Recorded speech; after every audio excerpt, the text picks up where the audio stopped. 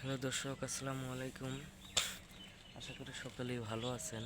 তো দর্শক, দেখতে পাচ্ছেন এই যে আমাদের গাছে কত সুন্দর সুন্দর ভুট্টা ধরেছে, এবং এই ভুট্টাগুলো কিন্তু আমাদের চাষের জমিতে প্রচুর পরিমাণের চাষ করেছি। আপনারা চাইলে কিন্তু খুব সহজেই এই ভুট্টা খেতে এই ভুট্টাগুলো চাষ করতে পারেন। তো বন্ধুরা, যে কোনো চাষের জমিতে কিংবা আপনাদের বাড়ির পাশে একটু জমি রয়েছে, সেই জমিটি পতিত পড়ে আছে, কিন্তু কোনো প্রকার কোনো কিছু চাষবাস করেন না, তাহলে আপনারা কিন্তু এই ভুট্টা ক্ষেত্রে আপনারা এই ভুট্টাগুলো চাষ করতে পারেন। এই ভুট্টাগুলো চাষ করে অনেক কৃষক ভাইরাই আজকে তারা লাভবান হয়েছে। তারা লাভবান হয়েছে বিধায় কিন্তু তারা এই ধরনের ভুট্টাগুলো বেশি বেশি করে চাষ করে থাকে। এবং এই জমির মধ্যে মানে পুরো চড়ার মধ্যে কিন্তু পুরো অর্ধেকের বেশিটি চড়াই কিন্তু মনে করলেন যে এই ভুট্টাগুলো চাষ করেছে, কারণ এই ভুট্টাগুলো চাষ করলে প্রচুর পরিমাণে লাভবান হওয়া যায়। এবং আপনারাও আশা করি আপনারাও ভালো ধরনের লাভবান হতে পারবেন।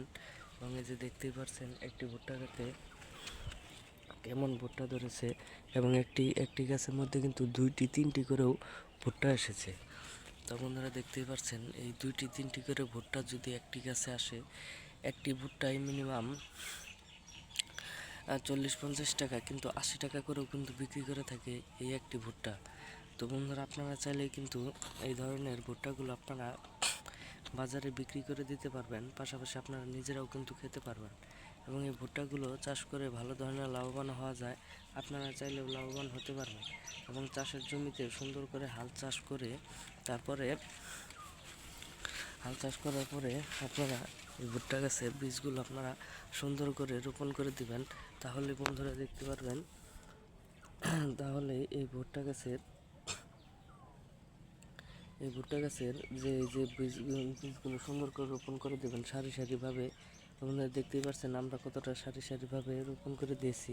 তো আপনারাও ঠিক এরকমভাবেই সারি সারিভাবে রোপণ করে দিবেন।